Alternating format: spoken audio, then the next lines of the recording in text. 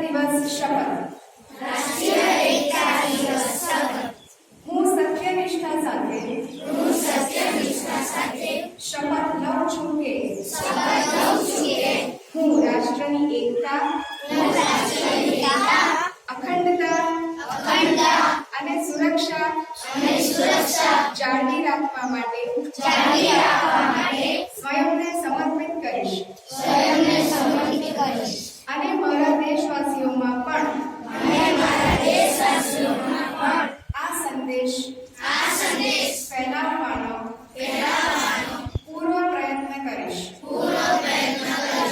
હું આ શપથ મારા દેશની એકતાની ભાવનાથી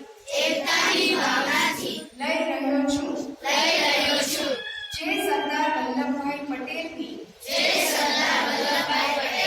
દૂરંદેશી અને કાર્યો થકી સંભવ બની છે.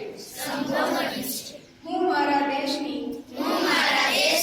આંતરિક સુરક્ષા સુનિશ્ચિત કરવા માટે મારું પોતાનું યોગદાન આપવા માટે પણ સત્યનિષ્ઠા સાથે શપથ લઉં છું. જય હિન્દ.